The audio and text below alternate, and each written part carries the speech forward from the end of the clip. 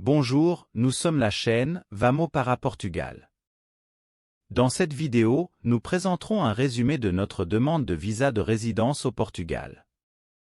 Nous commenterons les rendez-vous, la documentation présentée, les honoraires payés et les délais prévus. Nous avons préparé une série de vidéos étape par étape sur la façon dont un retraité brésilien peut immigrer légalement et sans tracas au Portugal. Nous vous recommandons de consulter ces vidéos pour une compréhension plus large. Nous laisserons les liens dans la description. En 2023, nous étions dans les régions de Porto, Lisbonne et Algarve, pendant les mois d'août et septembre, pour évaluer les régions et les villes évoquées dans nos vidéos précédentes, dans lesquelles nous avons identifié les meilleures régions pour se loger au Portugal. À notre retour au Brésil, nous avons finalisé la documentation et demandé des visas pour établir la résidence, ce qui se fait chez VFS Global, une société partenaire du consulat portugais au Brésil, qui reçoit, prépare la documentation et l'envoie au consulat portugais pour analyse. Comme nous l'avons déjà mentionné, nous sommes un couple de retraités d'âge moyen à avancer. Pour notre cas spécifique, nous avons demandé 2 visas. Pour le membre principal de la famille, nous demandons un visa D7, qui est destiné à l'établissement de résidence des retraités, des religieux et des personnes vivant de revenus, et pour le conjoint, nous demandons un visa D6, qui est un accompagnement familial pour les personnes qui voyagent avec le titulaire du pays d'origine, dans notre cas, le Brésil. Ci-dessous, nous présenterons le processus effectué personnellement par nos soins, avec les documents présentés et les frais qui ont été payés pour les types de visas que nous avons demandés. Il est important de souligner que pour ce processus, nous utilisons ce que l'on appelle la lettre d'invitation. La lettre d'invitation ou durée de responsabilité est un document délivré par un résident légal au Portugal et sert de preuve de l'hébergement du visiteur. Grâce à lui, la personne est responsable à la fois de l'arrivée et de l'hébergement du client pendant une certaine période. Nous soulignons également qu'avec la présentation de ce terme de responsabilité, les citoyens de la CPLP, qui est la communauté des pays de langue portugaise, sont exemptés de preuves d'assurance voyage, de moyens de subsistance, de preuves de lieu de résidence et de voyage de retour. Nous adressons ici nos remerciements tout particuliers à cette personne, notre ami de longue date, pour sa générosité en nous fournissant ce document qui, en plus d'être rempli et signé, devait être authentifié chez un notaire au Portugal. Nous lui dédions notre sincère reconnaissance.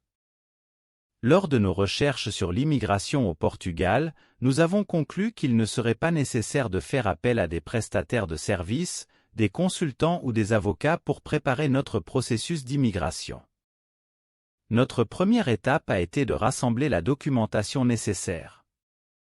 Pour ce faire, nous utilisons comme référence les documents de la liste de contrôle des 7 et de la liste de contrôle des 6, tous deux disponibles sur le site internet de VFS Global et qui doivent être imprimés pour être remis lors de l'entretien de demande de visa.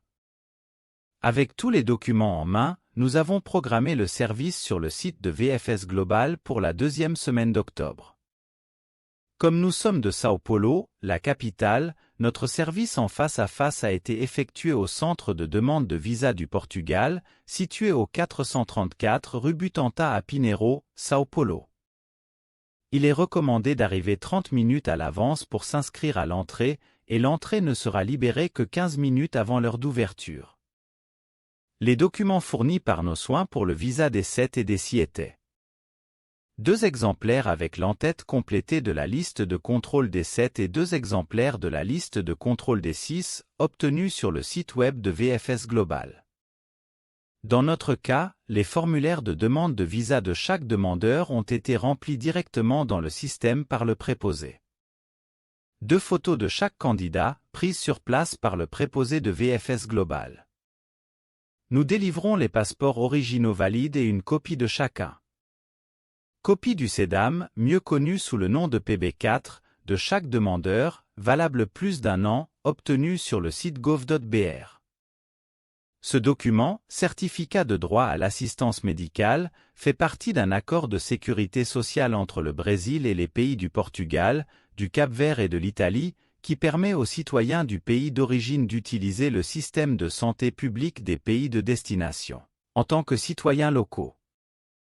Extrait de casier judiciaire pour chaque personne, délivré sur le site gov.br, une semaine à l'avance, car il était nécessaire d'effectuer l'apostille de l'AE, au coût de 146 reais chacun. L'apostille de l'AE est un sceau ou un cachet apposé sur le document pour certifier son authenticité par le bureau notarial dans lequel il a été délivré afin qu'il soit valable dans d'autres pays. Copie complétée et signée par chaque demandeur de la demande de consultation par le service des étrangers et des frontières du casier judiciaire portugais. Copie de l'historique de crédit INSS de chaque demandeur, avec au moins 3 mois de reçu. L'Institut national de sécurité sociale, INSS, est chargé de verser les retraites et autres prestations aux travailleurs brésiliens, à l'exception des fonctionnaires. Les lettres d'invitation originales ou la durée de responsabilité de chaque candidat. Ce document a été délivré et authentifié lors de notre voyage au Portugal. Copie des déclarations d'impôt sur le revenu complètes, incluant les récépissés de livraison, pour chaque demandeur. Le demandeur du visa D6, pour soutien familial, a présenté une copie certifiée conforme de l'acte d'union stable. L'union stable est un contrat signé chez un notaire entre deux personnes dans le but de constituer un noyau familial. Copie complétée et signée par chaque candidat des conditions de reconnaissance et de consentement relatives à l'embauche de VFS Global Service. Les frais pour le visa de résidence étaient payés, à hauteur de 631 reais et 10 centimes, par demandeur. Ces paiements peuvent être effectués par carte de débit ou PX. À cette occasion, des frais supplémentaires ont été ajoutés pour les photos prises sur place, pour les copies supplémentaires également prises sur place et un supplément pour la réception de SMS sur l'avancement du processus.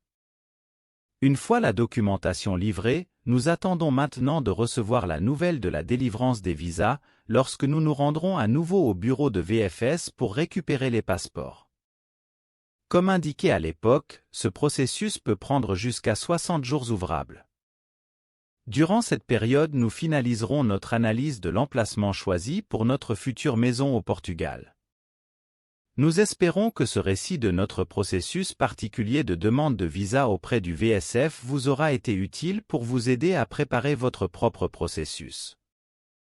Nous vous demandons de vous abonner à notre chaîne et de laisser un like, cela nous aidera grandement à diffuser plus d'informations et de conseils sur le processus d'immigration d'un retraité au Portugal. Alors? Allons-nous au Portugal?